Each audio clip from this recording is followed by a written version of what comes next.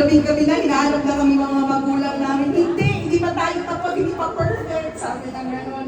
So parang ano talaga siya, yung sabi nga niya, frustrated, ano talaga siya, gusto niyang mag-artista, na talagang kahit na, ayun, yung mga auditions niya, samahan mo ko kasi kami nga nila, di ba, nung Star Circle Quest, talagang ano kami, kahit magutom kami, kahit na ano kami, wala kaming pera nun eh. Kumbaga, saktong pamasahe lang.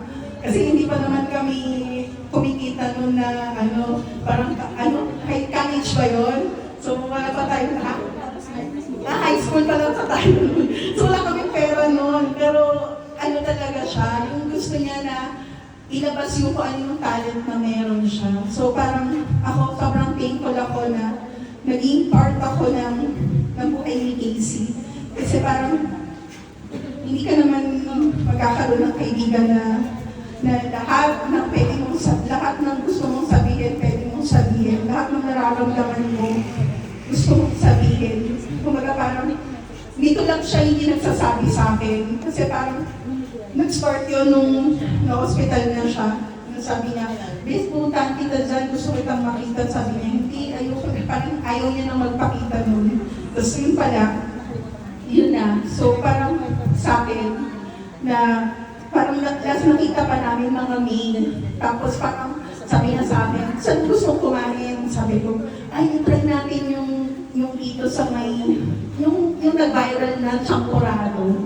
Kasi hindi pa namin natitikman pareha. Sa Antipolo kami, pero hindi pa namin natitikman pareha. So sa Visto, sabi niya, sige, tingnan na, tikman natin. Kasi wala na masyadong, hindi na siya masyadong viral.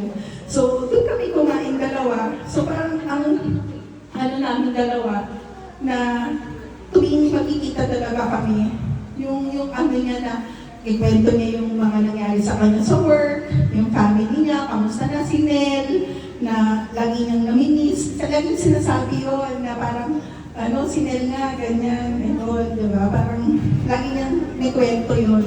Tapos at the same time, nakasama ko rin siya nung makapag-insured ng life. Kasi parang nung time na nag-join ako, after 2 years, nag-join na din siya. So parang yung advocacy niya na mas madaming matulungan na tao na may insured na lives nandun. Tapos at the same time, yung eto nga, di ba, parang titignan natin, matutulungan niya rin yung family niya because of that. So, thankful ako sa life ni Casey na pati sa family niya na simula high school, naging part ako and forever siyang nasa puso namin lahat. Mahal na mahal kita, Bes. I love you so much. Pati yung mga iyak.